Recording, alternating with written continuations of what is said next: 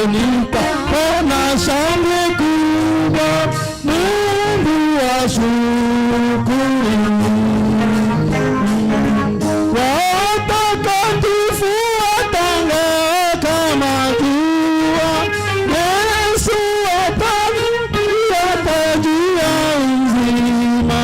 Tuwe tayari kwani atakuja ima, Mungu ashukuriwe. Ameniweka huru, nimesamehewa.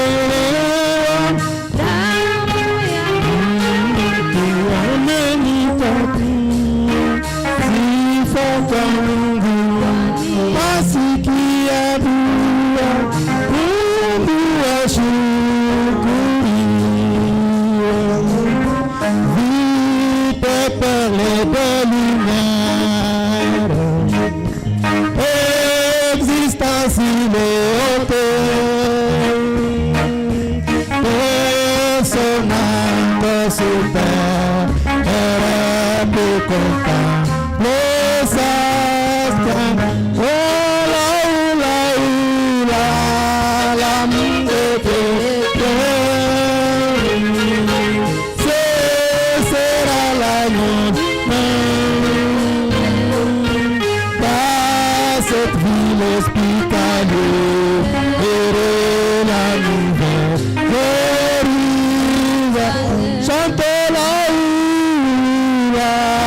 l'amour de Dieu, éclaircez, sera l'agneau lumineux. Dans cette ville hospitalière, heureux la nouvelle Jérusalem. C'est là où la gloire habite, où l'arbre de vie fleurit, où les fleurs de vignoble ondèrent au fond. C'est cet l'amour de Dieu, éclaircez, sera l'agneau, ce sera l'agneau lui-même dans cette ville hospitalière, heureux Jérusalem. Quand le pèlerin arrive, épuisé de grands désirs, aux fontaines des eaux, évêque répondre,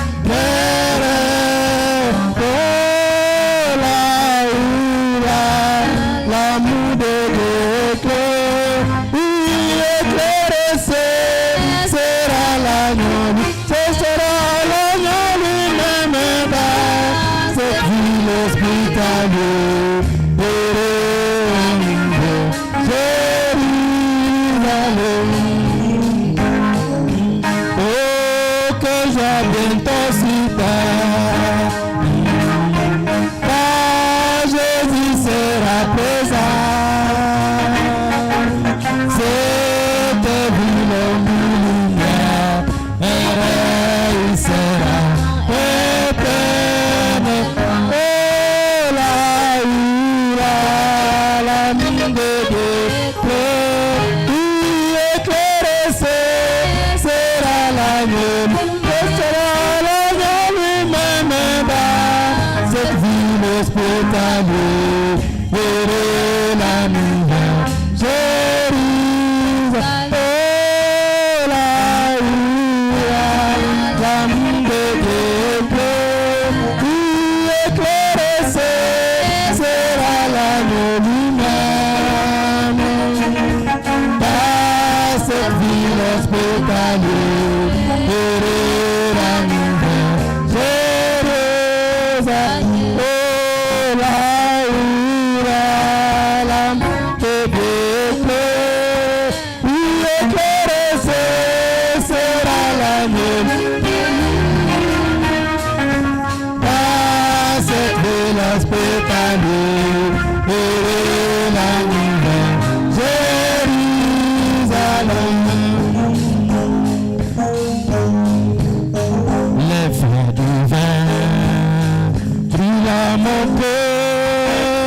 le feu divin brûle à mon cœur, le feu divin brûle à mon cœur, le feu divin brûle à mon cœur.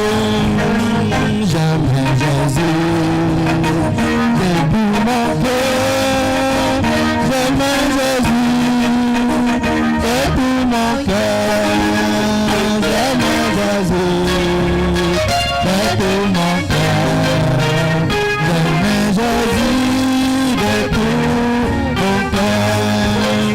Mon cœur est lourd avec ferveur, mon cœur est lourd avec ferveur, mon cœur est lourd avec ferveur, mon cœur est lourd avec ferveur. Oh, alléluia, gloire à son nom, alléluia, gloire à son nom, alléluia, gloire à son nom, alléluia, gloire à son nom. Jésus revient pour me chercher, Jésus revient pour me chercher, Jésus revient pour me chercher, Jésus revient pour me chercher.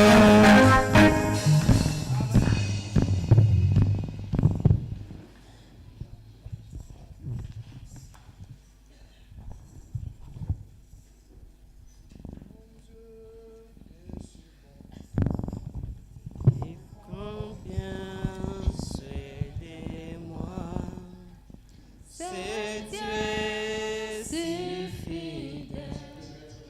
Je, tunaweza simama. Pense à moi, il voudrait t'aider dans tes difficultés. Il faut que tu viennes à lui dire que tu sais si bien. C'est une descente il me fait mal, mais trouve bien chaque jour. Mes besoins m'appellent avec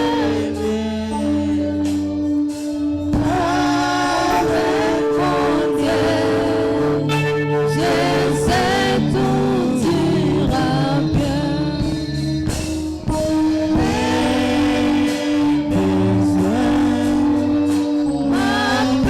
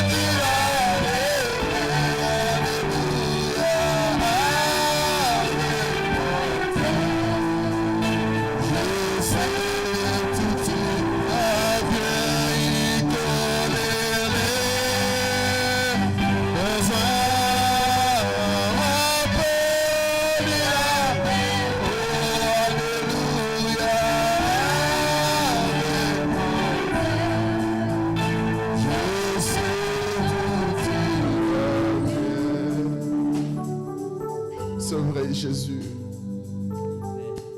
nous n'avons plus peur, car nous savons que tu combats à notre côté. Et nous ne combattons pas pour la victoire, mais nous sommes dans la victoire. Dieu précieux, ce soir, nous venons humblement dans ta présence, car nous savons qu'il n'y a que toi qui peux trouver solution à nos problèmes. Il n'y a que toi qui peux nous comprendre mieux. Il n'y a que toi qui peux résoudre nos situations compliquées. Ainsi ce soir, ô Dieu Tout-Puissant, repos à une âme, repos à une personne. Et une personne puisse quitter dans cette salle, dira: oh Dieu m'a tellement visité, il m'a tellement béni. Dieu Tout-Puissant, hautement de la scène, oh Dieu, je viens pour faire ta volonté. Car il est question de moi dans les rouleaux du livre. Ainsi Seigneur Jésus, hautement de la scène, parle à ton peuple, exauce ton peuple et repos au désir fervent de ton peuple. Pour la gloire de ton Saint-Nom, nous le bénissons sur le pasteur partout où il est. Au nom de Jésus-Christ, nous remettons à toi ce soir. Amen. Amen. Prenons Psaume chapitre 19 directement. Takamata Zaburi 19 mstari wa 23. Psaume Zaburi 119, 119 le verset 91. mstari ya 91. Et après, nous allons prendre Philippiens. Kisha tutakamata wa Filipo, Philippiens chapitre 4, le verset 8. wa Filipo sura 4 mstari wa 8. Psaume chapitre 119, le verset 91. 119 mstari wa 91. La Bible dit ceci: Biblia inasema hivi: c'est d'après tes lois que tout subsiste aujourd'hui. kwa hukumu zako vimesimama imara hata leo. Non, non, ça ne sonne pas bien. Parle en français, il est d'ici. C'est d'après tes lois, Ni kulingana na sheria zako, voilà, que tout subsiste aujourd'hui. jo mambo yote iko leo. C'est car toutes choses te sont assujetties. Kwa maana mambo yote yamekutiishwa. Je ne sais pas si vous comprenez ici. Sijui kama mnaelewa hapa. C'est d'après tes lois Ni kutokana na sheria zako, que tout subsiste aujourd'hui. jo kila kitu yenye tunaona iko leo. Prenons ce Philippiens chapitre 4, Kamati wa Filipo sura 4 le verset 8. mstari wa 8. Au reste, frères, Kwa mengine ndugu, que tout ce qui est vrai, kila kitu ambao ni kia tout kweli, ce qui est honorable, kia kuheshimika, tout ce qui est juste, kila kenye kuwa haki, tout ce qui est pur, kila kenye kuwa safi, tout ce qui est aimable, kila kia kupendeza, tout ce qui mérite l'approbation, kila kitu ambayo inastahili kushangiliwa, ce qui est vertueux kenye ni kia nguvu et digne de na louange, kenye kinastahili soit l'objet de vos pensées. iwe chanzo ya mawazo yenu. Que Dieu ajoute la bénédiction à la lecture de sa Mungu parole. ongeze baraka kwa usomi Vous wa neno pouvez lake. vous asseoir. Munaweza keti. Que le Seigneur vous bénisse abondamment. Bwana awabariki sana. Petite Bethléem, que Dieu vous bénisse Bethlehem abondamment. mdogo, Mungu awabariki sana. Est-ce que vous allez bien? Je, mko salama? D'habitude, moi, Kwa kawaida mimi je n'aime pas prêcher une église froide. sipendaki ubiri kanisa ya baridi Parce que kwa sababu la parole ne vient pas nous rendre froid, neno haikuye kutufanya baridi, mais pour nous rendre heureux. lakini ni kutupatia furaha. Alors, êtes-vous heureux ce soir de être dans la Je, maison de mnafurahi l'Éternel? kuwa tena pa jioni ya leo. Que Dieu te bénisse particulièrement. Mungu akubariki wewe kwa kipekee. Je suis le frère John Cash. Mimi ni ndugu John Cash. Je viens de Bukavu. Natoka Bukavu. D'autres me connaissent comme de Lubumbashi. Wengi wananifahamu sawa Lubumbashi. Mais actuellement, je suis à Bukavu. Lakini kwa leo niko Bukavu. Que Dieu vous bénisse. Mungu awabariki. Je remercie le pasteur de m'avoir accordé sa place. Nashukuru mchungaji kwa kunipatia nafasi yake. On se connaît moins avec lui. Tujuane sana naye. Je pense qu'on s'est vu seulement une seule fois et Nawaza c'était en route. Tulionanaka tu nilimoya na munjia tuku tunapita. Alors je venais du travail Sasa nilikuwa natoka mkazi. et ça me faisait 6 mois que j'avais quitté chez moi. Ilikuwa nishafanya miezi 6 natoka kwangu. Alors je suis arrivé le vendredi. Sasa nilifikaka siku ya 5. Le dimanche, il m'appelle Siku ya Mungu akaniita. que vraiment Na il faut arriver à Goma. kabisa iliomba nifike Goma. Alors que j'avais 6 mois sans ma femme. Ichapokuwa niko na miezi 6 mbali na bibi yangu. J'arrive 2 jours, nafika tu msiku mbili on me dit encore de quitter. bananiita tena nitoke. Alors comme c'est la voix de Dieu, Agisi ni sauti ya Mungu. je ne devrais pas être désobéissant à l'appel céleste. Kosa kutii ile wito ya Alors je ne mbinguni. pense pas que je devrais faire ça pour rien. Sasa siwaze kama ningefanya vile kwa bure. Est-ce que quelqu'un me comprend? Je, kuna mtu ananielewa? C'est-à-dire, il y a quelque chose qui peut se passer Nikusema, kuko kitu ambacho inaweza dans pitika la vie de quelqu'un. maisha ya mtu. Amen. Amen. Alors ce soir, je vais essayer de Sasa. commencer un Jioni enseignement nitajaribu kuanza mafundisho sur juu ya l'initiation aux grandes choses. kujifunza kuwazia mambo Kuingizwa. makubwa. Kuingizwa ndani ya mambo makubwa. Vous savez, la vie, c'est l'initiation. Mnajua maisha ni kupata mtu wa kukufundisha kitu fulani. Tout Kila dans kitu la vie demande maisha yako quelqu'un mtu qui te montre le chemin. mwenye anakuonesha njia. Même la vie éternelle. Hata na uzima wa milele. Il doit voir quelqu'un Unapaswa kukuwe na mtu qui doit t'introduire dedans. mwenye atakuingiza ndani. Même le travail. Hata mkazi. Il faut quelqu'un qui va te montrer. Inaomba mtu wa Donc, kukuonesha. tout dans la vie est régi par l'initiation. Mambo yote mu maisha yanaongozwa ndani ya kuingizwa. C'est pourquoi Jésus avait dit, Ndio sababu Yesu alisema, je ne vous laisserai pas orphelins, sitawaacha yatima, mais je vous enverrai bali nitawatumia les consolateurs. mfariji. Ces consolateurs-là Mfariji ule ne vont pas vous bénir. hata wabariki, Écoutez-moi très bien. Mais ils vont vous enseigner. lakini atawafundisha. Est-ce que vous comprenez ça? Je, mnaelewa ile? Il va vous Yeye enseigner. atawafundisha. C'est ça le travail de William Ile Branham. ndio kazi ya William Branham. C'est lui le consolateur. Yeye ndio mfariji. Est-ce que vous croyez cela? Je, mnaamini ile? Le consolateur, ce n'est pas le Saint-Esprit. Mfariji haiko Roho Le Mtakatifu. consolateur, c'est un homme. Mfariji ni mtu. C'est William Ni Branham William Branham qui est venu ambaye alikuja avec un message de na consolation. ujumbe ya Et faraja. ce message-là, c'est de nous enseigner Ujumbe hii kazi ya qui nous kutufundisha sommes, sisi ni wanani qui est Dieu, na Mungu naye ni nani, comment il vit, anaishi namna sa gani, nature. hali yake. C'est ça le rôle de Frère Branham. Ndio kazi ya ndugu Branham. Amen. Frère Branham n'est pas venu pour prier pour les malades. Ndugu Branham akukuyaka ombea wagonjwa. Frère Branham n'est pas venu pour le miracle. Ndugu Branham akukuya fanya Frère miujiza. Branham est venu Branham alikuya pour nous ili enseigner. atufundishe. Qui peut dire Amen? Nani anaweza Et sema c'est amina? pourquoi la vie éternelle, Ndio sababu uzima wa milele c'est un homme qui le donne. ni mtu ndio anaipana. Oh. La vie éternelle, Uzima wa milele c'est l'initiation. ni kuingizwa Alors, ndani. frères et sœurs, Ndugu na dada, le message n'est pas une religion. ujumbe haiko dini. Le message de Branham, Ujumbe ya Branham ce n'est pas une religion. haiko dini. Alors, si vous prenez ça comme une religion, Sasa ukikamata kama ça, dini, c'est fou. ni wewe ule. mais le message de Frère Branham, Lakini ujumbe ya ndugu Branham c'est plus que le franc-maçon. iko zaidi wa franc-maçon. C'est pourquoi on appelait Frère Branham franc-maçon. Ndio sababu alikuwa Parce que anaita c'est ndugu Branham un message franc-maçon, qui nous kwa initie sababu ni ujumbe ambao inatuingiza dans de grandes choses, mu vitu vikubwa dans de vikubwa, grandes dimensions, ndani ya viwango ya où juu les sorciers peuvent te chercher. ambako mchawi Ils ne vont pas te trouver. hawatakuona. Mais il va te demander, mais celui-ci vit dans quel monde? Sasa anaishi mu Non, dunia il vit gani? dans un monde supérieur. Anaishi mu dunia ya juu.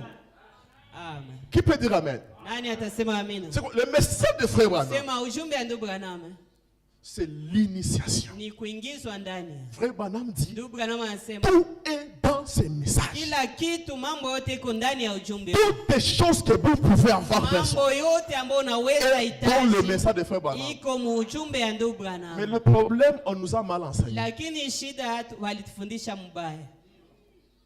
On nous a mal enseigné le Walitufundisha message de Branham. mbaya ujumbe ya On ne Branham. peut pas voir le message de Frère Branham et souffrir. Hauwezi kuwa na ujumbe ya Branham na Ça, uteseke. non, moi, ça, je ne crois pas. Ile hapana, On ne siamini. peut pas voir le message de Branham Hauwezi kuwa na et ujumbe vivre dans ya la pauvreté. na uishi mu umaskini. Non, non, non, non, non. Hapana, hapana. On nous a mal enseigné c'est quoi le message de Frère Branham. Walitufundisha C'est mbaya ya pourquoi ujumbe. Ndio nous sababu allons étudier ceci tutajifunza hii. et voir comment nous pouvons être initiés dans les grandes choses. Namna gani tunaweza ingizwa mu mambo makubwa makubwa. Et les grandes choses là que je parle, Na mambo makubwa je ne me nayozungumzia. limite pas sur ce que tu penses là. Siishie tu kubye wewe unawazia. Parce que tu commences à penser les Unaanza véhicules, wazia kugari. tu commences à penser les Unaanza parcelles. wazia viwanja. C'est bon. Ni mzuri nayo. Mais il y a plus que ça. lakini kuko ya zaidi ya ile. Amen. Amen. Parce que le message de Frère Branham, Sasa ujumbe ya ndugu Branham ce n'est pas un message lié au corps. haiko ujumbe ambao inaambatana tu na mwili. Vous avez marqué ici? Le message de Frère... J'arrête à quelle heure? 17h30? C'est juste.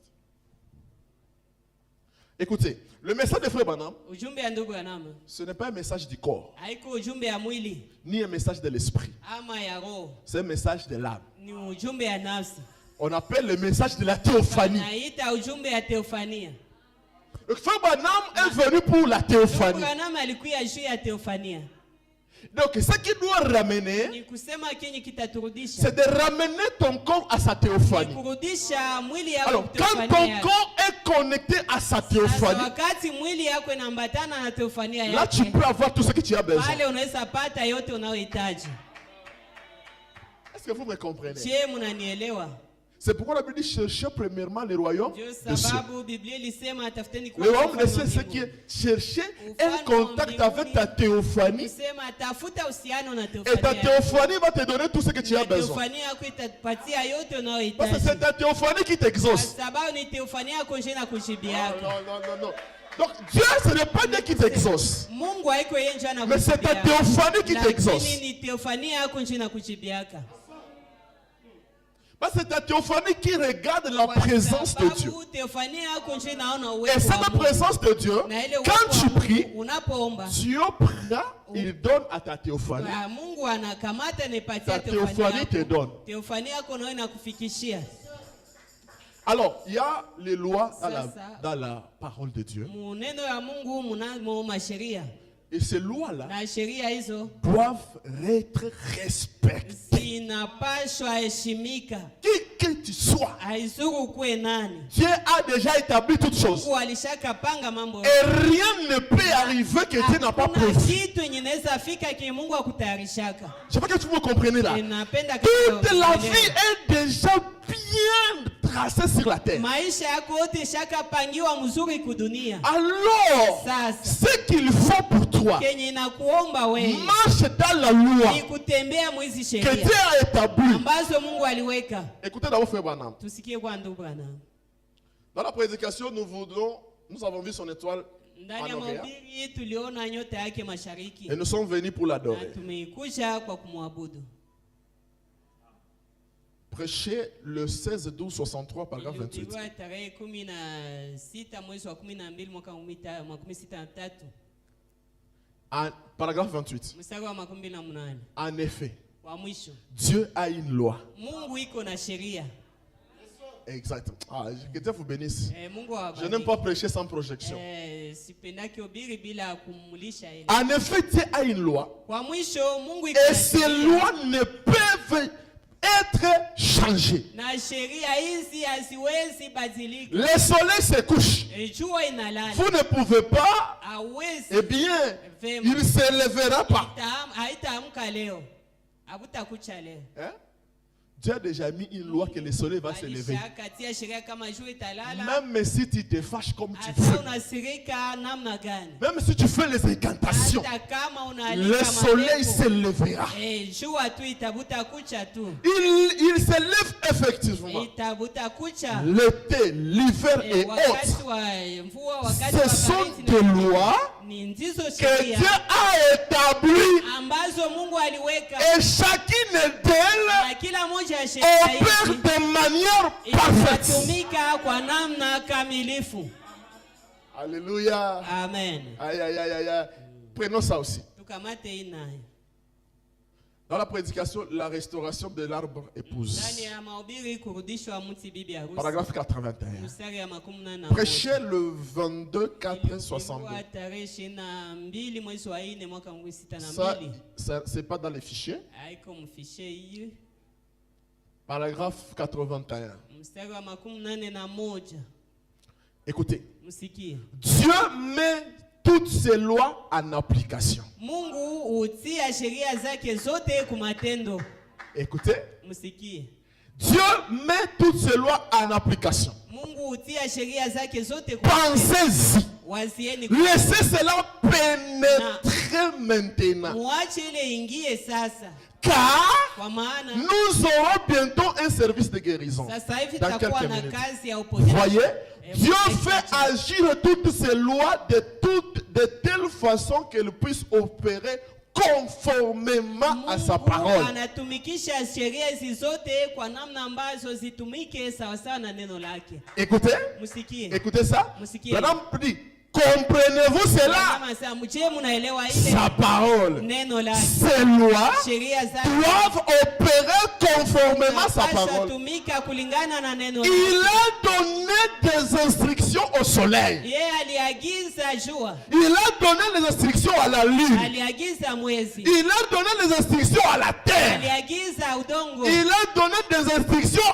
à la nature. aliagiza maumbile nayo. Et Na elles s'y conforment tous parfaitement. tunajipanga sote yote kikamilifu. Et toutes les lois opèrent en harmonie avec la Na sheria parole zote hizi zinatumika Parler na de neno iliyonenwa ya Mungu, et la loi de la vie. sheria ya uzima.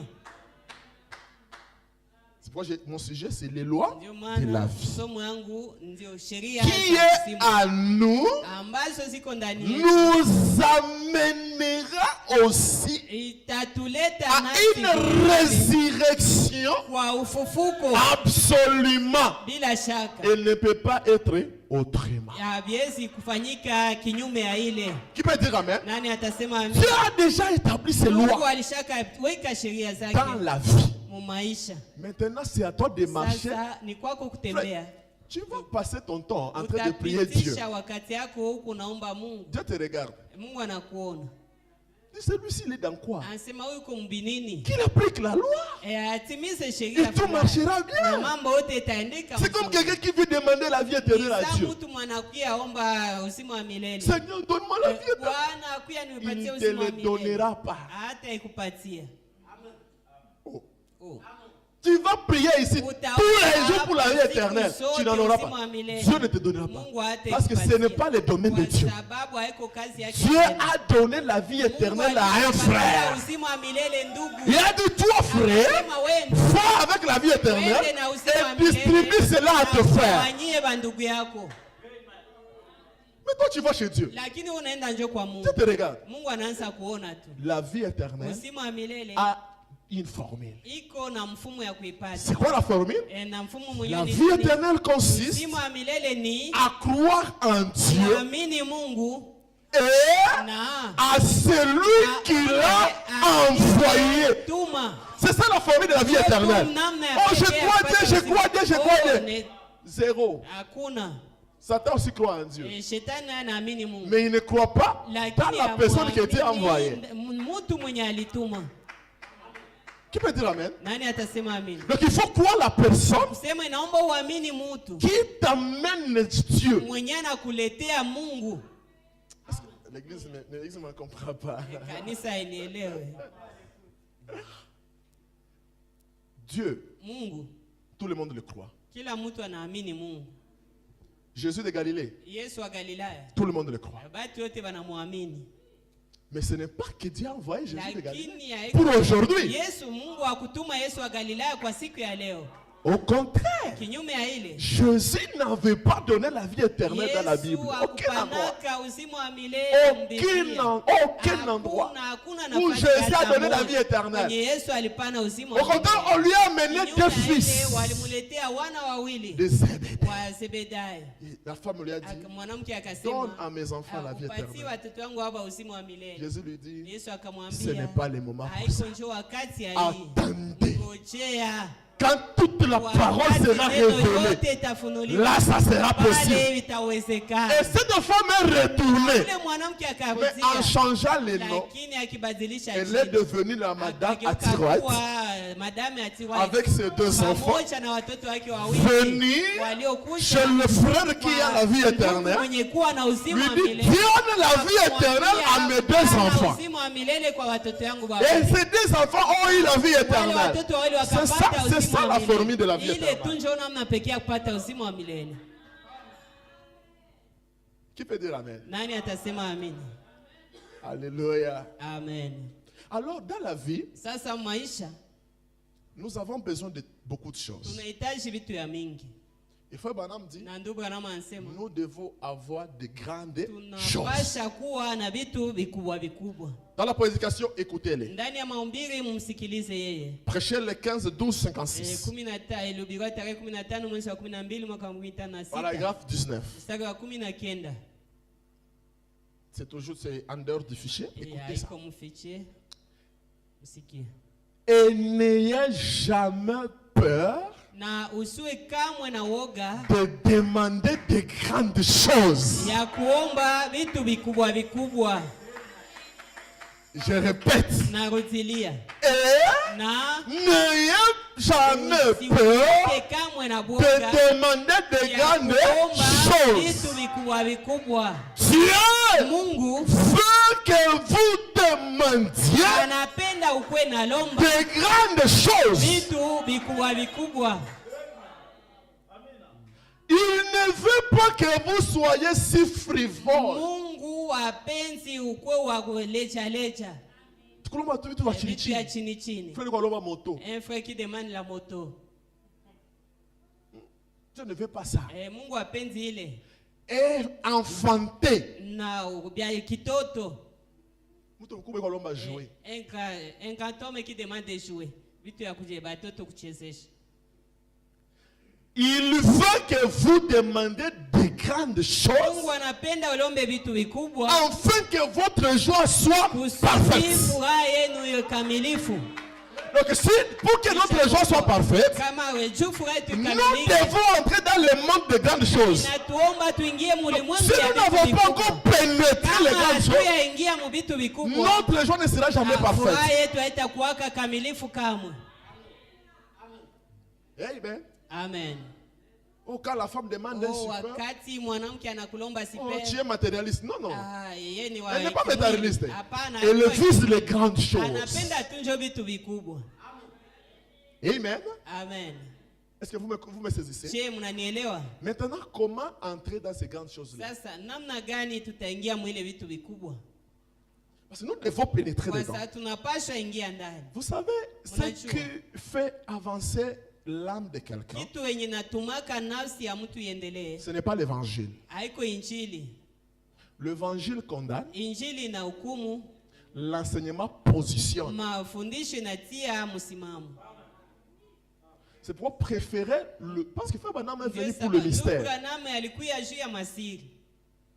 Parce que c'est ce mystère-là qui Kwa manquait sababu dans la Bible. Ni siri zile njo zilikuwa nakosekana mbiblia. Dans la Bible, il y a l'évangile. Mbiblia muko injili. Arrêtez de pécher. Mwache kufanya Arrêtez de zambi, voler. mwache kuiba, Arrêtez de tricher. mwache Nous ne venons pas dans les messages pour ça. Akukuye mujumbe juu ya kuacha vile.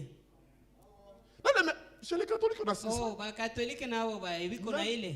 Un homme, un civil Hata raia qui se respecte mwenye anajiheshimia ne peut pas tuer, hawezi ua, ne peut pas voler, hawezi iba. ne peut... Même un musulman. Hata Muislamu Donc, tu. laissez ces choses n'a rien avec les chrétiens. Kuacha vile vitu haikufanyi kuwa Mkristo. On appelle ça c'est leçon morale. Inaitwa tu masomo ya Nous kiakili venons dans le timamu. message Tunakuya pour mujumbe le profondeur de juu Dieu. ya vilinzi ya Mungu. Amen. Amen. C'est pourquoi quand moi je serai Ndio profond, sababu wakati nitakuwa wa kilinzi ne sana, soyez pas enchopés. usikwazike. Amen. Amen. Parce que moi dans les Kwa messages, sababu mimi je ne mujumbe suis pas superficiel. sikwaki wa juju. Je creuse le Mimi message. nachimbaka mujumbe. Alors, écoutez. Sasa msikie. Frère Branham est en train Ndugu de Branham dire iko na que sema si l'église a échoué, kama kanisa lishindwa c'est à cause des prédicateurs. ni shutu ya wahubiri. Est-ce que vous savez ça? Je, mnajua ile Le prédicateur va retourner l'église en arrière. mhubiri anaenda na anarudisha kanisa nyuma. Frère Branham dit, nous ne devons pas faire cela. Hatupashi fanya vile, Nous devons avancer. tunapashwa endelea mbele. On peut lire ça? Tunaweza soma ile, Lisons frère Branham, tusome ndugu Branham, la bouche autorisée. kinywa iliyoruhusiwa. Dans la prédication, Ndani ya écoutez-les. mahubiri msikilize yeye, Ou bien l'adoption.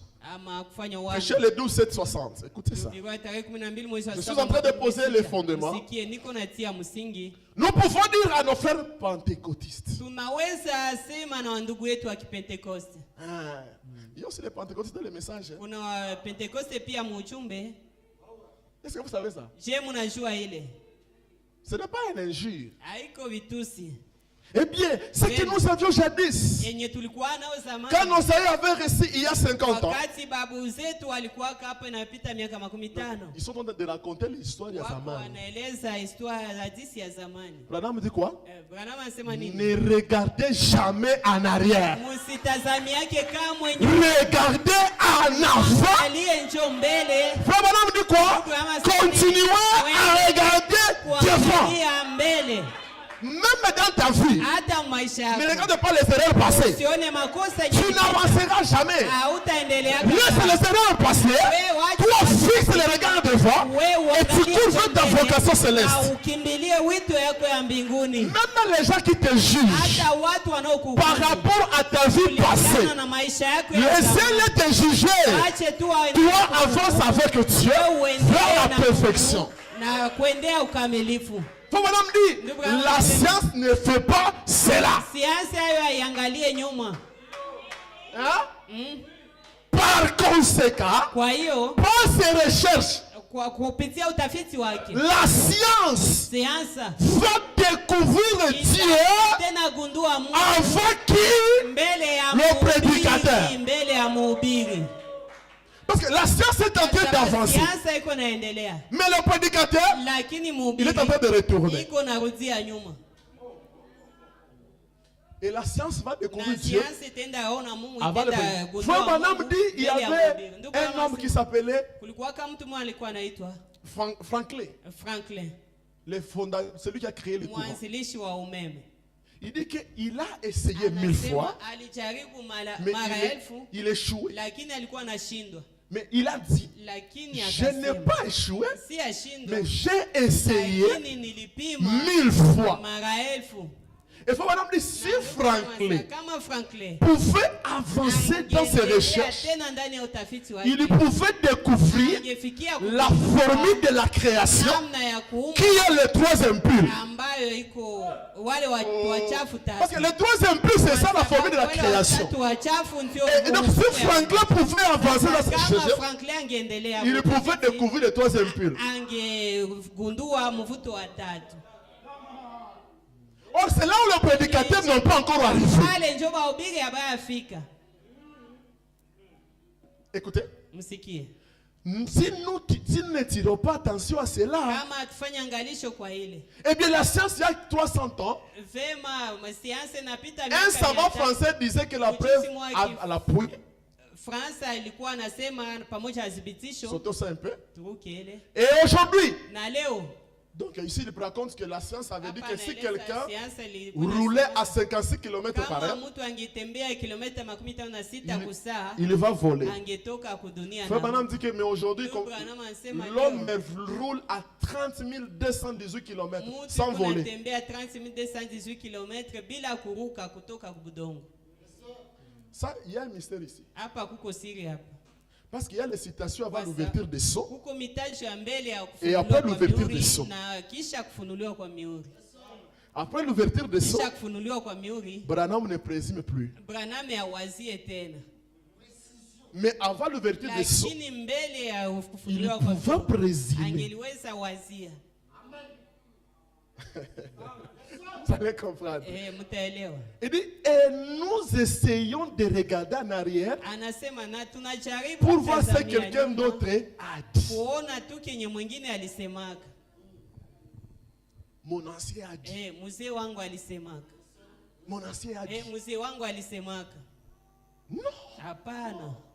Ici, on ne regarde pas même ce que le pasteur Hapa a dit. hatuone hata yenye mchungaji naye alisema. On regarde ce que la parole Tunaona a. kile ambacho neno ilisema. Parce que c'est l'absolu, c'est la parole. Yakini ni L'absolu, neno. ce n'est pas une église Yakini haiko ou un kanisa, pasteur. ama Non, mchungaji, hapana. l'absolu, c'est ce que Branham Yakini a ni dit. kile ambacho Branham alisema.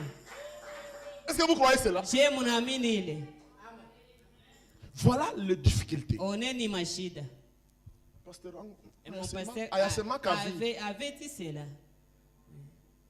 Mais quand c'est Branham qui dit, Lakini wakati Branham ndio anasema avance avec la lumière. wewe uendelee na nuru. Parce que après l'ouverture de ce, Kisha kufunuliwa kwa mihuri, le temps des églises est wakati wa terminé. makanisa imeisha. C'est le temps de la personne individuellement Ni wakati avec ambayo Dieu lui-même. binafsi na Mungu yeye peke. Qui peut dire amen? Nani atasema amina? Maintenant, dans les lois là, Sasa msheria hizi je vais attaquer le premier loi. taanzia sheria ya C'est kwanza la stabilité mentale. ndani ya kutulia kwanza kiakili. C'est ça le premier loi d'entrer dans les grandes choses. Sheria ya kwanza ya kufikia mambo makubwa. Une personne qui n'est pas stable dans la tête Mtu n'avance mwenye jamais. atulie mkichwa haizi Jamais. Que ça soit spirituellement, que ça soit physiquement, que ça soit financièrement.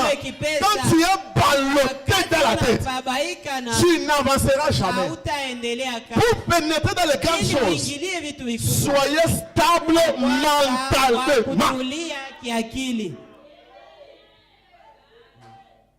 Qui peut dire amen? Nani atasema C'est amina? pourquoi dans Philippiens, Sio maana ndani ya on Wafilipo reste frère. kwa mengine ndugu, Que tout ce qui est kila raisonnable, kitu kia kuheshimika, tout ce qui est kila agréable, kitu kia toutes mzuri, ces choses-là mambo soient yote ile l'objet ikuwe de vos chanzo pensées. ya mawazo yenu.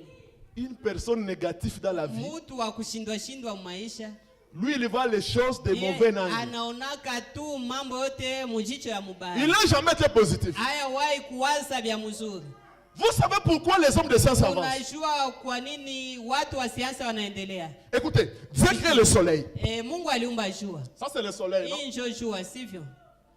Un chrétien, Mkristo yeye c'est un homme peureux. ni mtu wa boga. Abraham dit la peur, c'est une malédiction. Abraham anasema boga Et la ni malédiction des chrétiens, c'est parce que les prédicateurs ont semé la peur dans les gens. alishapanda woga mu watu.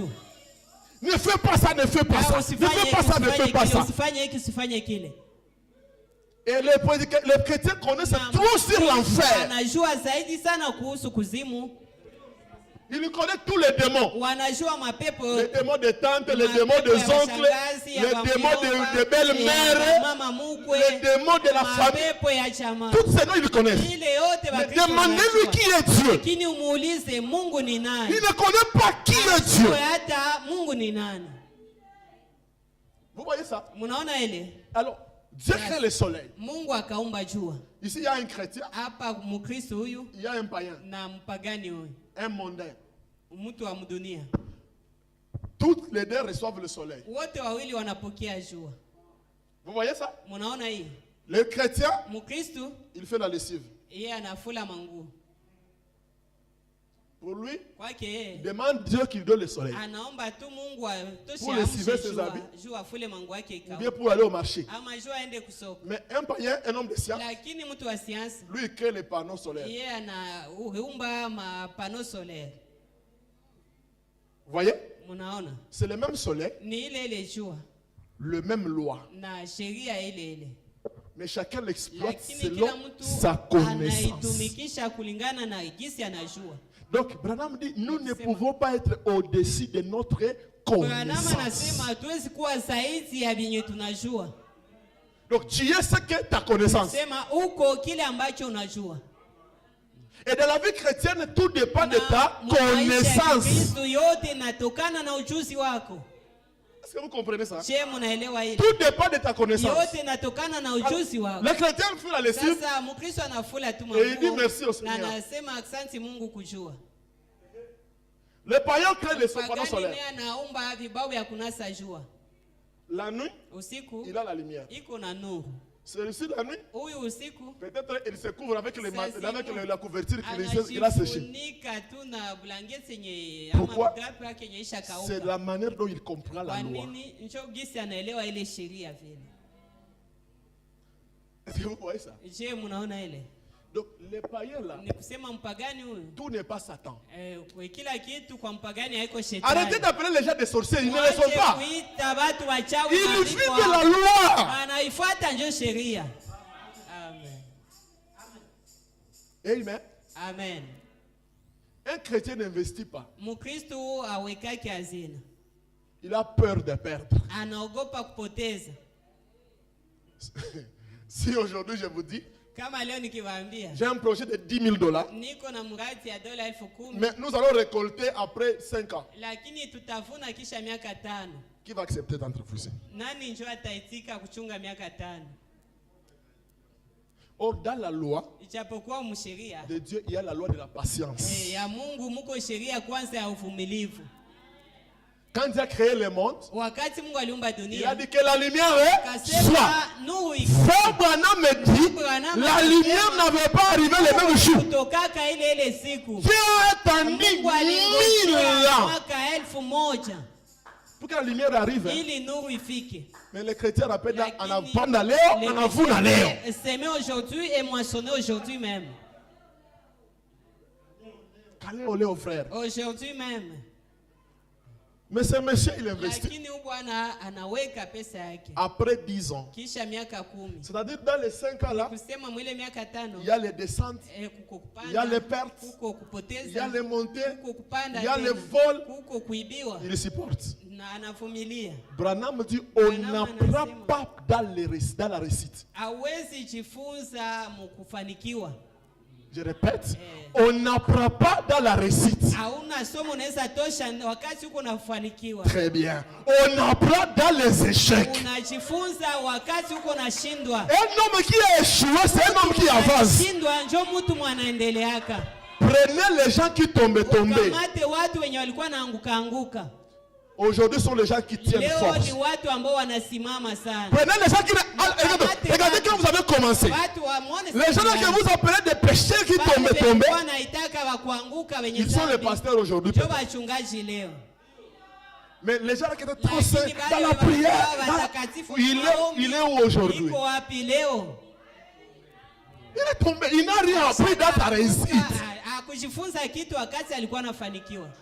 Mais dans son échec, Lakini mkushindwa je suis tombé. nimeanguka. Je me suis approché de la frontière. Nilikaribia mpaka. Prochainement, Siku nyingine tu ne me verras plus. sitaenda tena kule. Vous voyez ça? Munaona ile? Donc ils vivent selon cette loi-là. Sema wanaishi kulingana na Mais sheria. un chrétien, Lakini Mkristo c'est yeye pourquoi les chrétiens sont des pauvres. ndio maana Wakristo ni bamaskini. Branham a prêché les investisseurs. Branham alihubiri kuweka akiba. Mais nous, Lakini shie no. regarde, et il y a même ceux qui sont venus là, les jeunes gens. Na kuko ile ambayo ilikuwa yenye vijana walitaka. C'est quoi on appelle ça quoi encore? Hein? C'est là on parie, on met l'argent et on dit ça, ça va se produire vite. Auto. Il y a tout ce qui a bouffé l'argent là, c'est quoi encore? Kuko ingine yenye ilikula na makuta hapa sasa hivi. Si Opticoin, c'est quoi encore? Opticoin. Quelqu'un on te dit, on va mettre 300. Mtu anakuambia utatia 300. Dans 10 semaines, tu as 900. Chuma 10 unapata 900. Hivi ndio wakristo wanapendaka ya hivi. C'est ce que les chrétiens aiment des histoires pareilles. Ça. Il suffit qu'un frère abifanye humu. Yatosha qu'un frère comment. Tous les frères ici vont le faire. Bandugu yote hapa watamfuata Et nyuma. après, Kisha l'argent parti.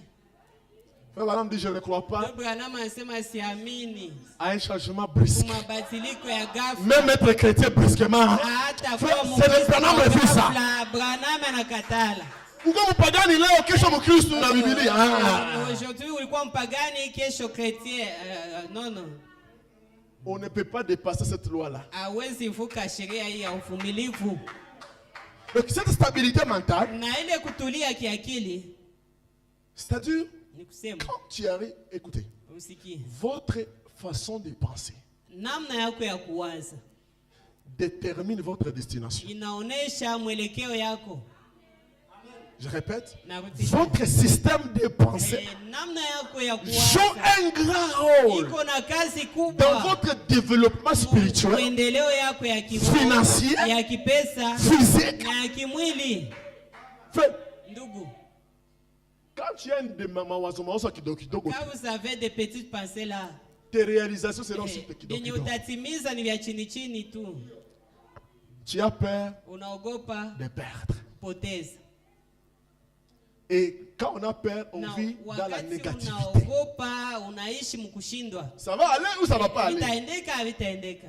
Ça va aller ou ça va Je pas aller? vitaendeka havitaendeka. Branham dit, même Branham en anasema, blaguant, ne soyez jamais négatif. Hata mkucheza usikuwe na cheza vya kushindwa.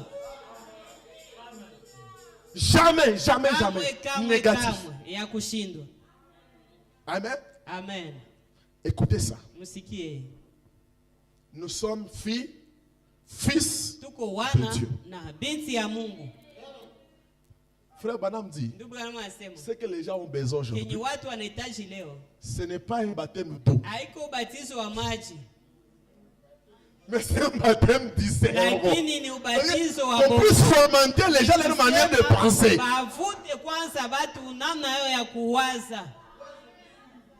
Tu commences à bien penser. Anze waza mzuri. Bino watu ya mama yako ya tate yako na bitu pa chini. Raisonnement là de tes mamans, de tes Et grands-parents. même dans les églises du message, Nasi les mkanisa gens viennent avec leurs idées watu pentecôtistes. wanaishi na mawazo Ils les yao amènent ya ça dans les kiroho. messages. Wanaileta muujumbe Et il fait ça la parole. na wanasema ile ni neno. Pas qui pour frère. Qui laisse avec les Il faut par exemple protestantisme. laisser tomber vos idées pentecôtistes. Mwache ile mawazo yenu ya kipentekoste. Unaona dada Et vous trouverez une sœur, anaolewa. c'est Marie. Anaenda njoo kupika kama maka anapigana litungulu moya, Sa maman toujours préparé avec un oignon anaikata mara 4. et coupe ça 4 fois. Na njoo dada nani na Elle kwake. aussi, la sœur va chez elle. Préparer. Sasa anakutana na mwiko saa mimi. Et si il trouvait un mari comme Moi j'aime la sauce rouge. mimi napendaka supu Uko nyekundu. nifanyizia sauce mai hapa, mafuta hapa, litungulu hapa. Kuchanga changa. Tu auras un Mai na problème. mafuta vikamatana. Utakuwa na shida. C'est comme ça aussi. Ni vile. Les gens ont besoin d'un baptême du cerveau. Watu wanahitaji kubatiziwa ubongo. Écoutez. Msikie. Écoutez l'adoption. Msikie ndani ya kufanya wana. Paragraphe 36. Mstari ya 13 Prêchez les 2,760. ilihubiriwa tarehe 12 mwezi wa 7 16. Bali tufundisha mubaya. On nous a mal enseigné. Hata Roho Mtakatifu atujue njoo nini. Même les Saint-Esprit, on ne savait pas qui et qu'est-ce que c'est. Comment on les reçoit? Na unaweza ipata namna gani? Oyeja, Oh, tu es seulement là. le Saint-Esprit a C'est dit, ça, le Saint-Esprit, c'est là. tout est possible à celui qui croit. Yote yawezekana kwa yule anayeamini. Tout Yote est possible à yawezekana celui qui kwa yule croit. anayeamini. Or, croire, Japokuwa c'est kuamini être positif. ni kuwaza vya mzuri.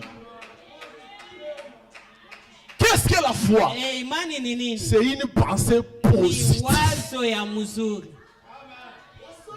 Kuna imani, kuna imani. Et Imani njoo nini? la foi, qu'est-ce que la foi? C'est une pensée Ni wazo positive ya sur les choses juu ya positives. mambo ya mzuri. C'est ça la foi. Ile ndio imani. Il n'y a pas une autre manière d'avoir la Namna foi, nyingine ya kupata imani. c'est d'avoir des pensées positives Kwanza na sur les mawazo choses mazuri juu positives. ya mambo ya mzuri. Amen. Écoutez, Musique. nous avons à notre portée des ressources inexploitées Uwezo yetu tuko na machemchemu. de Dieu pour manifester Dieu. Tumikishwa Nous ili sommes tufikirishe Mungu. fils et filles Tuko de Dieu. wana na binti ya Mungu. Écoutez, quand Dieu créa l'homme, Wakati Mungu aliumba il mtu, lui créa un animal. alimuumba nyama, Il lui créa alimuumba Mungu, Dieu.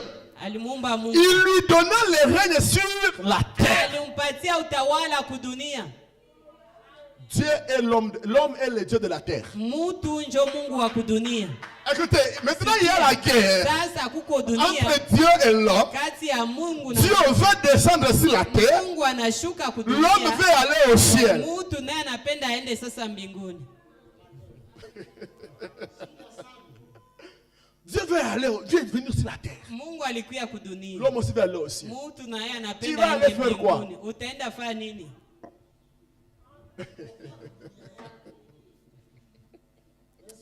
Écoutez, mais Sikie, lakini par la déséance, kwa il fit maanguko tomber. alianguka. Mais ce qu'il a perdu par longtemps, Lakini kile ambacho lui a été restitué par Adamu akakirudishiwa kupitia Kristo. Les prochaines fois, le dimanche, nous allons voir qu'est-ce Siku qu'il a ya perdu. Mungu tutaona huyu mtu alipoteza nini. Il a dit, Na si tu dis à cette montagne, kama au ukisema toit na de là, mlima huu et que tu ne fais quoi?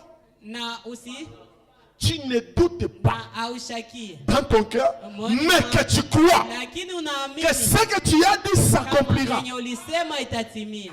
Donc il y a le pouvoir dans la parole. Na uwezo mu maneno. Ce que tu confesses, amen, ce que tu dis, c'est ce qui t'arrivera. Sema na njoke kitakupata. Frère, ce que tu confesses là, Kenye unakiri et pale. c'est ce qui arrivera. Kitu kenye kitafika.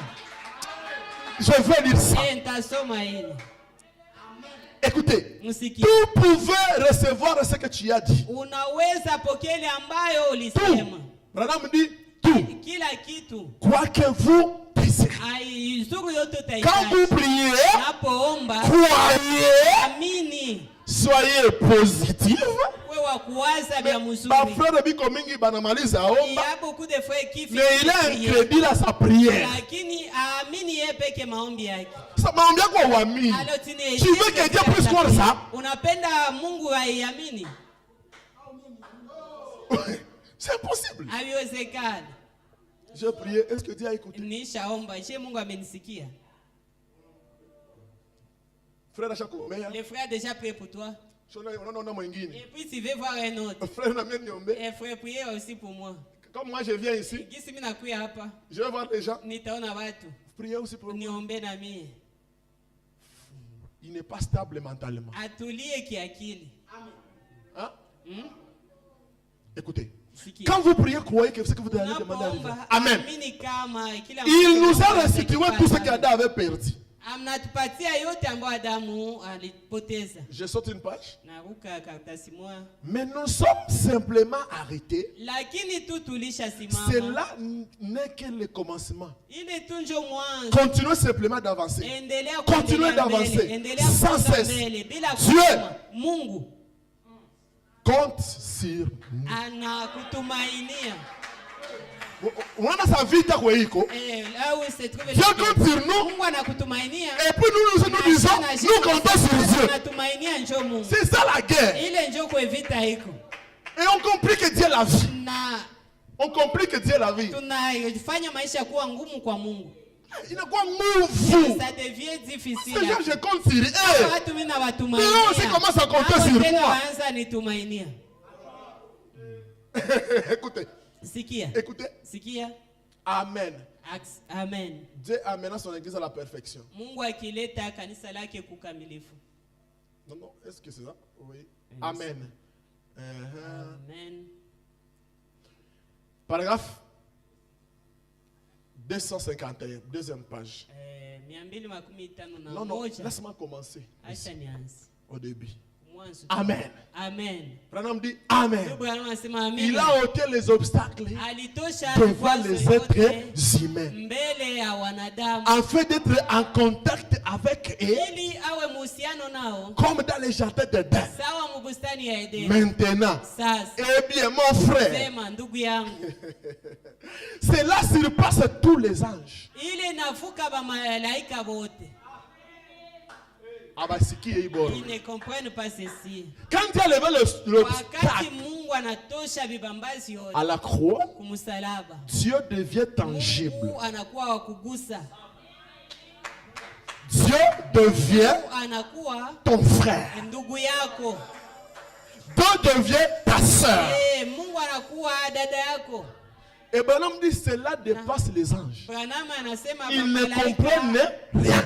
hawataelewa ile na Il dit, eh bien babukia. mon frère, cela surpasse les gens. Vema ndugu, Les ile archanges natambuka Et mamalaika toute autre chose. wakubwa na mambo Cela mengine. entre directement jusque dans la présence du Inaingia potier wazi, lui-même. wazi ndani ya uwepo Écoutez, wa et comment sommes-nous engendrés? na namna gani tunazaliwa Par le sang. kupitia damu. Alors, Sasa vous entrez dans la divinité. naingia ndani ya uungu. Vous devenez une partie.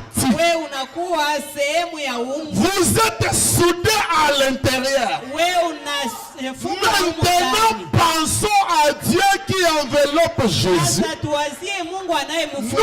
allons atteindre des milliers de fois de cette cellule de sang. Tutafikia mamiliati ya mara ya hicho. Et là, Dieu s'est confiné dans cette cellule de Na sang. pale Mungu alijifunga mwa hicho. Il s'est enveloppé dans cette cellule de sang. Akajifunga Et il est revenu racheter l'homme na akaja kugomboa pour le mwanadamu ramener à la vie. ili amrudishe tena kuuza. Et là, cette cellule de sang continue à grandir. Écoutez, Damu ikaendelea pour engendrer le corps de Jésus-Christ, ili izae mwili wa Yesu. Jéhovah lui-même tabernaclé en lui, Yehova yeye mwenyewe afin que par le brisement de cette cellule de ili sang, kupitia calvaire, mgonjwa ya chemchembe ya damu il puisse engendrer les fils et les filles. aweze kuzaa wana na binti ya De la cellule du sang au sang kutoka chembe ya damu hii du Seigneur kuingia Jésus-Christ damu. lui-même. Amen. Ya Bwana Yesu Écoutez, Kristo mwenyewe, amen. Nasema. c'est ce qui rend Satan fou. Ni ile nje natuma shetani akuwe mwenda wazimu. Je veux que ceci puisse Mimi entrer. napenda hii ingie. C'est ce qui rend Satan Ile fou. nje nafanya shetani mwenda C'est wazimu. ça, c'est ça qui le secoue. Hii njo inatingizaka shetani. Lorsque Wakati l'église de Jésus-Christ kanisa la Yesu Kristo reconnaîtra itatambua seulement ce qu'elle est. yenye iko. Satan n'a pas peur de ta prière. Shetani aogopake maombi yako, Parce que lui aussi il prie. kwa sababu naye anaombaka.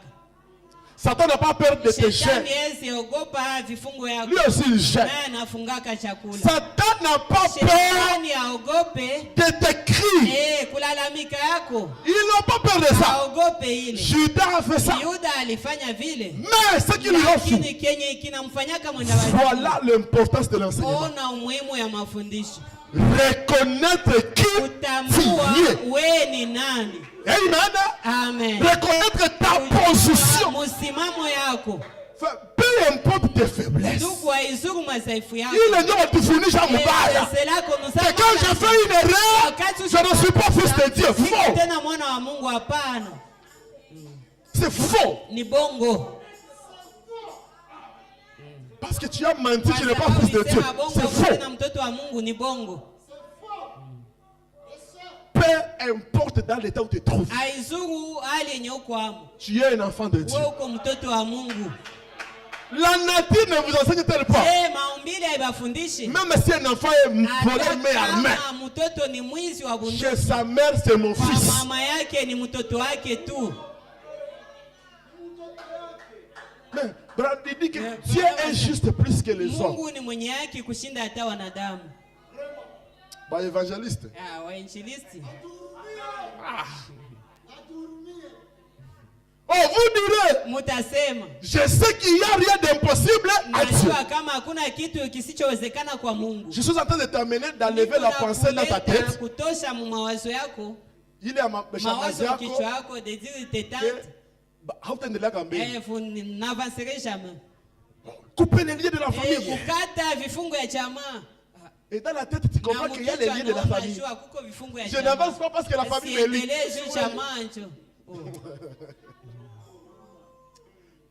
Un fils de Dieu qui croit le message. Mwana wa Mungu anayeamini ujumbe, La famille est mfungi. jamaa inamulie kabisa. Même le chrétien le plus faible. Hata Mkristo ambaye ni mudhaifu sana, Même si tu te comprends que mienjo wa mwishi. hata kama titetume, Comprends que tu es plus fort que l'enfer réuni. jue kama uko na nguvu kushinda kuzimu yote pamoja. Problème, Satan veut te anapenda kubane. Shida letia Que tu ne comprennes pas que tu es fils de Dieu. usifikie kuelewa kama Quand wewe tu ni comprends mtoto que tu wa es Mungu. fils de Dieu, Wakati unaelewa tu vas te kama ni mtoto révolter. wa Mungu, utaamka. Vous voyez? Mnaona? Il tue ta conscience. Anaua dhamiri yako.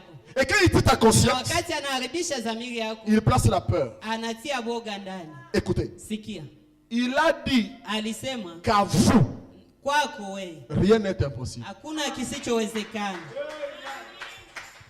Hakuna cha kushinda Mungu. Rien n'est impossible à Dieu. Mungu anasema Et Dieu dit aussi, hakuna cha kushinda wewe. rien n'est impossible à vous. Frère, quand tu y arrives Ndugu, wakati à faire unafikia quitter ça de la tête, kutosha ile mkichwa qui est la conscience, ambao ni et dhamiri, que tu le mettes dans le subconscient, unaitia mdhamiri yako ya ndani, tu deviens un élément dangereux. unakuwa kitu ya hatari.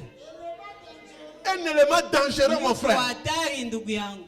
Écoutez, Sikia. cela change le sujet, n'est-ce pas? Inabadilisha somo sivyo? Et les gens disent, Na watu wanasemaka à Dieu, rien n'est impossible. kwa Mungu hakuna Il a kisichowezekana.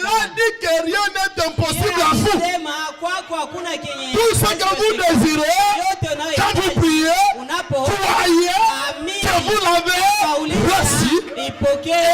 Et vous le verrez. Utaiona, utaiona. Vous le Wewe verrez. utaiona. Au futur. Ewe, kwa wakati utakao kuja.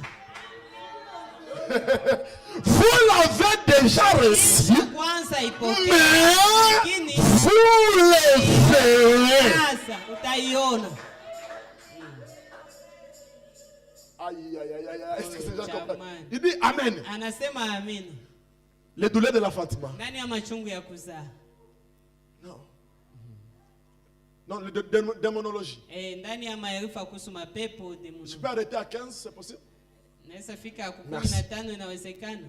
Démonologie de ma religion. Maarifa kuhusu mapepo milki ya kidini. 179. 179.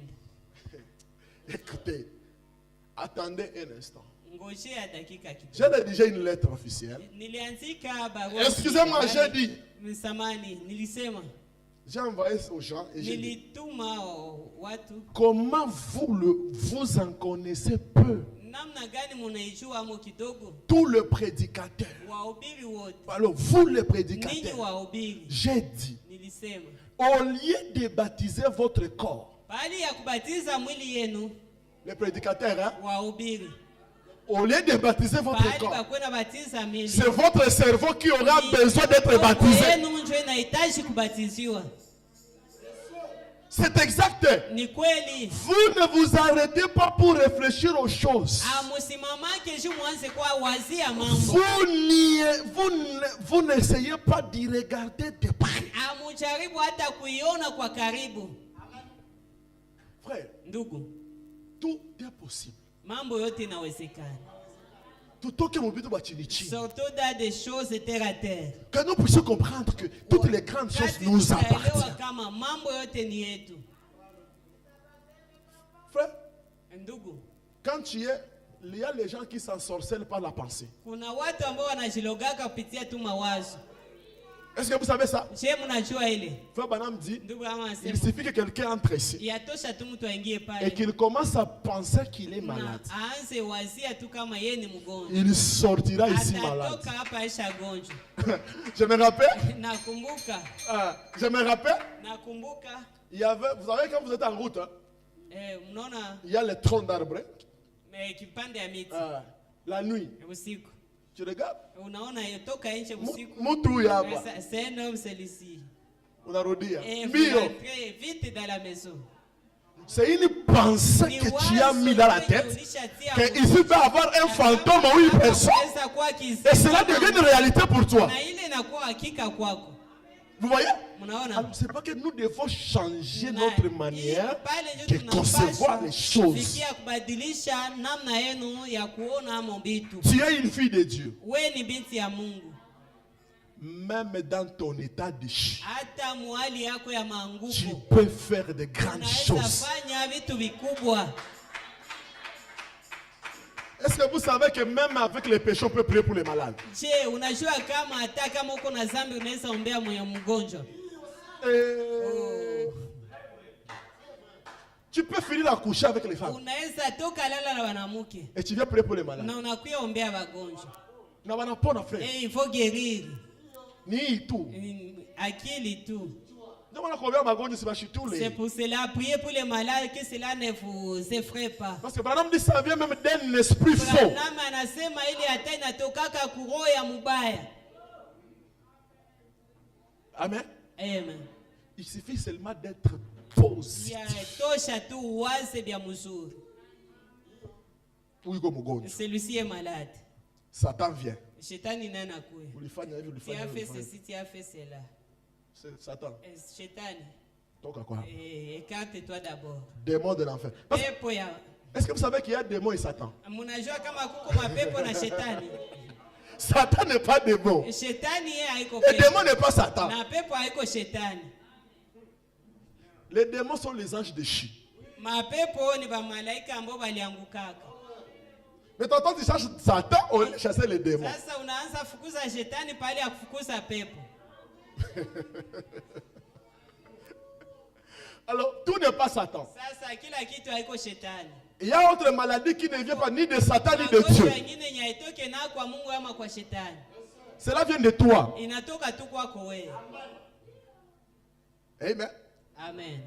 Qui peut dire Amen? Nani atasema amen? Cela vient que de toi. Ile pepo inatoka tu kwako.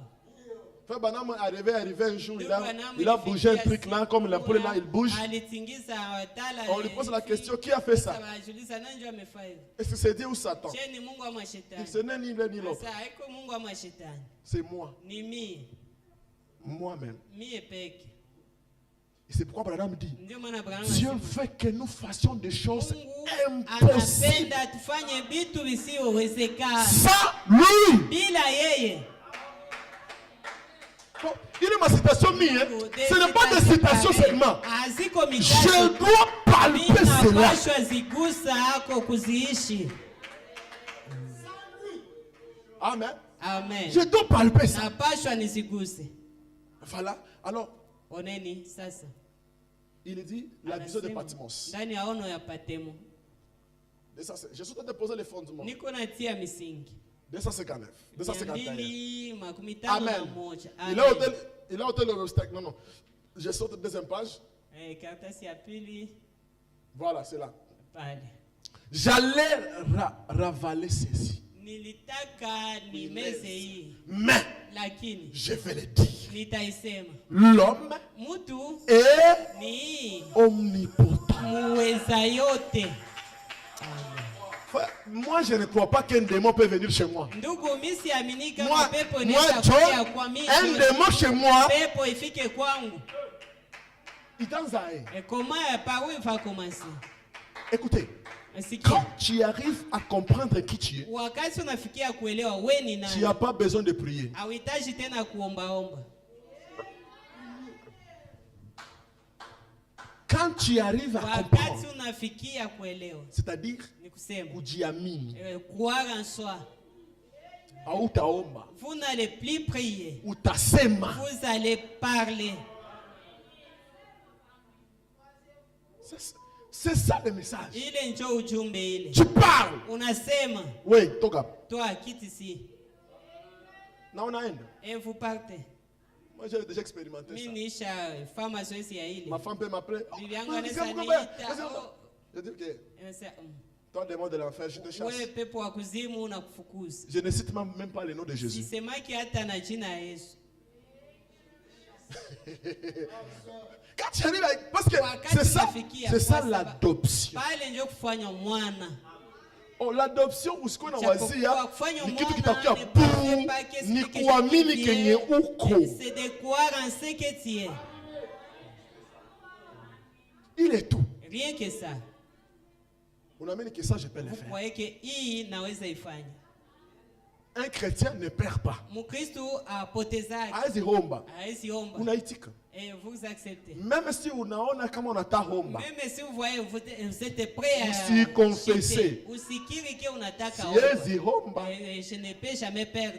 Unahomba. Et vous perdez. Non, hombe. Hapana, Vitarudia. kuomba, ça va revenir. Amen. Amen. J'allais avaler ça. Tout homme est Nilitaka meza omniprésent. hii lakini kila Vous n'y mtu croyez pas. anaweza yote. Amwamini hili. Mais c'est ce qu'il est. Lakini njoo kenye mtu hivi. Hata uamini kama uko Même mweza si vous yote. ne croyez pas ici, vous êtes Mais njoo omnipotent. kenye uko. Mais c'est ce que vous êtes. Un homme totalement soumis à Dieu est Mtu ambaye omniprésent. anatiishwa kikamilifu kwa Mungu ni muweza yote. Dernière citation à moi. Mtasho ya mwisho hii. Yoka. Sikia. Mungu, Dieu c'est ton père. ni baba yako. Sasa Mungu siku nawazia Yeah. kufa kosa atakuacha. Dieu ne pensez pas si vous commettez une erreur, il va vous laisser. Ndio problème tuko bali C'est tufundisha ça le mubaya. mal qu'on a, on nous a mal enseigné. Et c'est comme ça que nous sommes restés. Johnny le corbeau. Johnny le corbeau. On a déjà coupé les liens qui te lient. Mais comme vous êtes déjà habitués, on vous dit de voler. Voler avec vous. Mais il suffit qu'on rallume ta conscience. Alléluia. Qu'on rallume ta confiance. Qu'on rallume qui tu es. C'est ce qui chasse même les péchés. Si je viens ici, moi tu es ici. Vous allez aller voler. On devient que c'est qu'on vous dit. Mais laisse-moi te révéler qui tu es. Les péchés fuient de soi. Tu comprends que tu es Dieu. Tu vas coucher. Jamais. Parce que tu marches, je suis un Dieu sur la terre. Vous voyez ça? Écoutez ça. Dada, mon frère, confessez les bonnes choses. Soyez stable dans votre tête. Moi là, votre frère, qui fique. Et que quelque chose arrive. Que ça arrive comment? Ça ne m'embrase plus. Je vois maintenant un obstacle kabambi.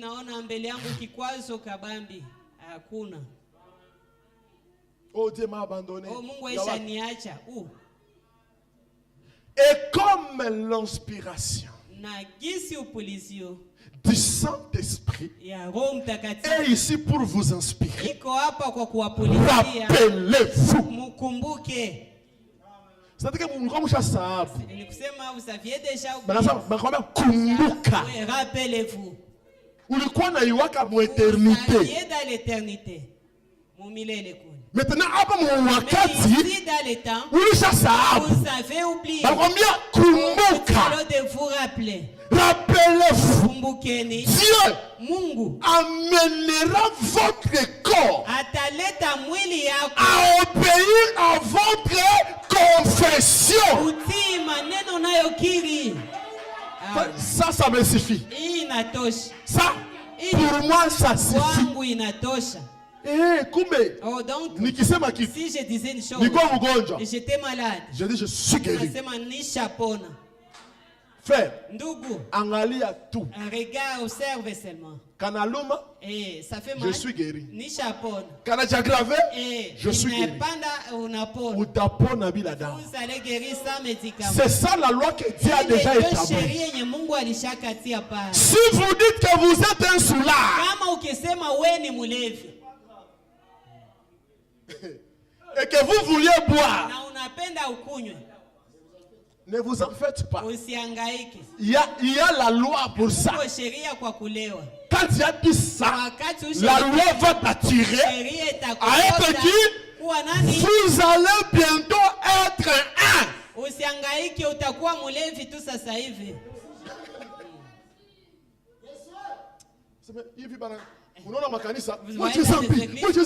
Abandonnez le péché. Les péchés aussi dont je ne serai jamais chrétien. C'est fini. Mental devant chaque promesse. Que Dieu te bénisse. Si vous dites que vous êtes un pécheur et que vous allez pécher, vous vous retrouviez dedans sans faute. Si vous dites que vous êtes un chrétien, on a le pouvoir de parole. C'est tu peux attirer même ton mari par les paroles.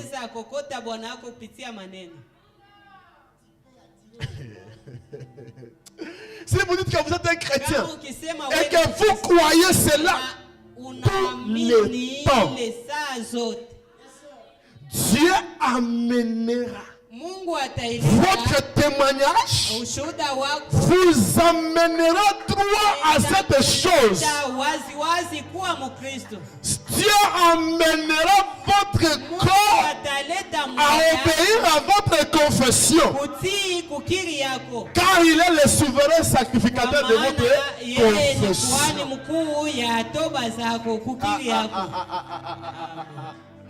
Oh, merci Jésus. Asante Yesu. Merci Jésus. Asante Yesu. Quelqu'un peut croire? Je mtu anaweza amini?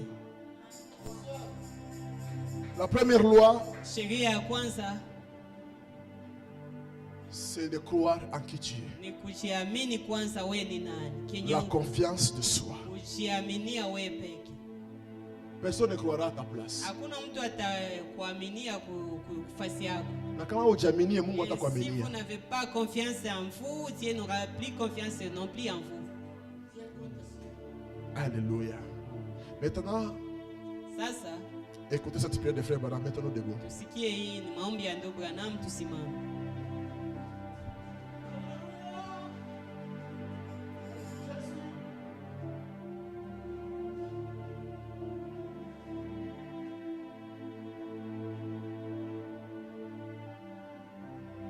Dans la prédication, Ndani ya mahubiri il devait passer par là. angepashwa pita hapa. Paragraphe 44. Mstari yake 44. Il y a une chose que je n'ai jamais douté depuis que j'existe. Kuna kitu ambayo sijawahi shakia tangia niko. C'est la prière de frère Branham. Ni maombi ya ndugu Branham. Ça, je ne doute jamais. Hii si shaki yake hata kidogo. Avez-vous un besoin ce soir? Je, unahitaji jioni hii? Tu as un besoin ce soir Je, uko unahitaji jioni? et tu as besoin de l'aide de Dieu. Na unahitaji msaada kabisa ya Mungu. Tu as compris que tout dépend de ta pensée. Uishaelewa kama yote natokana na vinyo unawaza. Ça ne sera pas facile, tu sais, Haitakuwa rahisi unajua, mais ce n'est pas impossible. lakini haishindikani. Exerce-toi jour après jour. Ufanye mazoezi ya ile siku baada ya siku. Oh Dieu, Mungu, qu'à partir de ce moment, tokea wakati ule qu'ils puissent mener une vie vraiment pieuse. waweze kuishi maisha Qu'ils matamu, puissent rentrer chez eux, warudi kwao, puissent aller à leur lieu de travail. waende kwa makazi zao.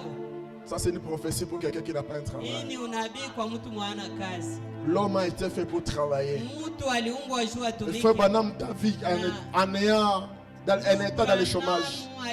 Il dit, va dans ton lieu de travail enda mufasi yako ya et kazi. tout dépend du travail que tu veux. Na yote natokana na kazi yenye unafanya. Ces hommes qui ont levé la main, Hao watu walio ces femmes qui ont levé la main, hao wanaume na wake puissent-elles s'en aller étant des personnes changées. acha warudie wakiwa watu Que waliobadilika. leur influence soit grande Na ushawishi wao uwe mkubwa dans la ville où ils vivent. mumiji wanaoishi. Que leur influence soit grande à Goma. Ushawishi wao ukuwe mkubwa Goma. Que leur influence soit grande à Na Goma. ushawishi wao uwe kubwa Goma. Que tu les bénisses Na uwabariki et que tu les fasses prospérer na uwastawishi dans tout ce qu'ils font. mu yote wanaofanya.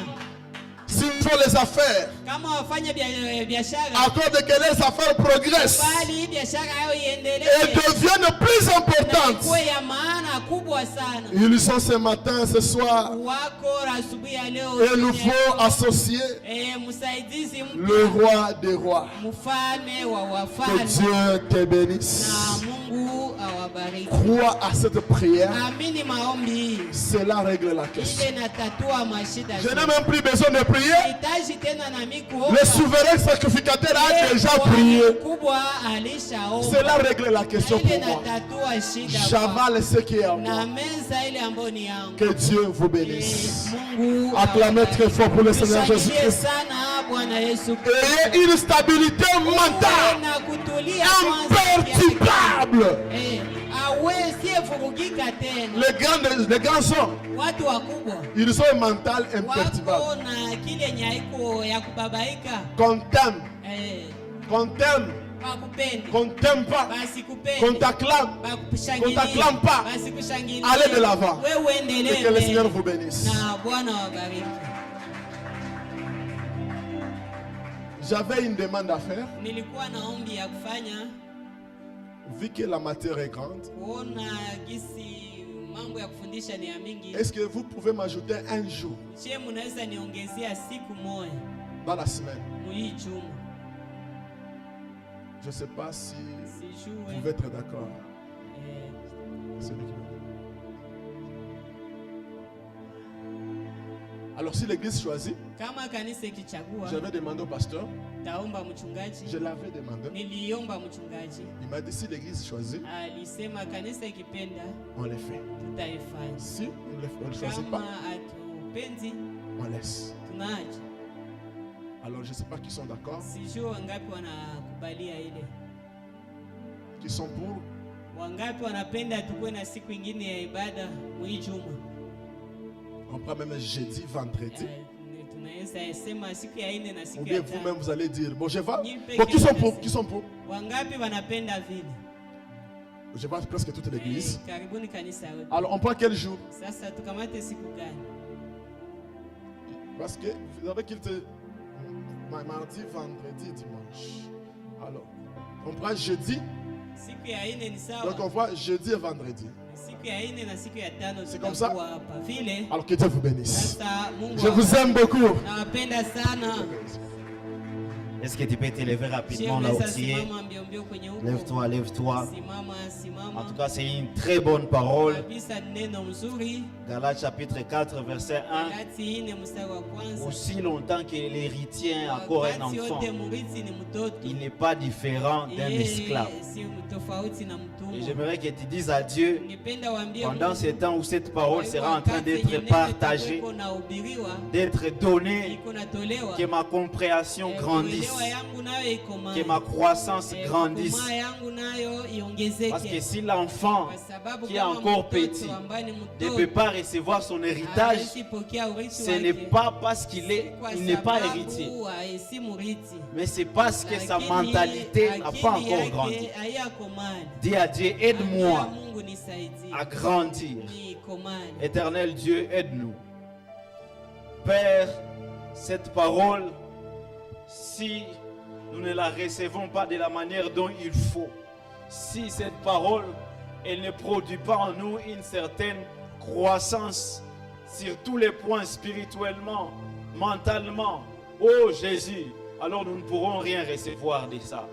Père éternel, nous te demandons cette grâce. Nous ne voulons pas continuer à être des enfants qui ont tout ce dont il le faut, qui sont héritiers de tout ce dont leur père possède, mais qui dont leur système de pensée est erroné.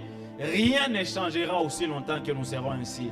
Ô Éternel, nous croyons en ton serviteur, nous croyons en ses ministères et nous savons, Seigneur, nous avons confiance que tu l'as envoyé avec des colis, avec des choses qu'il doit déposer dans la vie de chacun d'entre nous et dans la vie de cette église d'une manière collective. Au nom puissant du Seigneur Jésus-Christ. Père, il est écrit, béni soit celui qui vient au nom du Seigneur. Ton serviteur nous a parlé de ta part. Ô Éternel, bénis les Seigneurs. Laisse-les aller de gloire en gloire. Pour les jeudis et les vendredis et les dimanches. Seigneur, nous nous attendons encore à toi. Éternel Dieu Tout-Puissant, charge-les. Donne-lui, Seigneur, des oracles qui viennent de ton trône pour que nous puissions voir nos vies changer. Nous sommes sur le point de rentrer. Rentre avec chacun d'entre nous. Protège-nous sur les chemins. Protège-nous dans nos maisons. Sois avec nous, Seigneur. Que cette conscience, Père, que cette parole transmise soit avec nous partout, Éternel Dieu Tout-Puissant. Au nom puissant du Seigneur Jésus. Bénis tout le monde qui a été là. Souviens-toi de ceux qui ont été absents, Seigneur. Donne-leur cette grâce d'être ici pour les jeudis et les vendredis.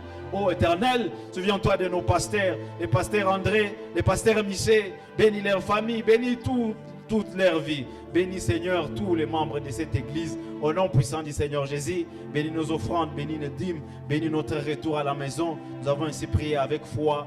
Amen. Que Dieu vous bénisse richement. Il n'y a rien à ajouter. Nous allons offrir nos offrandes en sortant et apporter votre argent. L'administrateur a besoin de votre argent. Apportez votre argent à l'administration, votre contribution mensuelle. Que Dieu vous bénisse richement. On sera là les jeudis, les vendredis. Allez dire à tous ceux qui ne viennent pas qu'il y a un culte jeudi. Amen. Que Dieu vous bénisse. Papa Zoé pour nous faire chanter. On offre en sortant.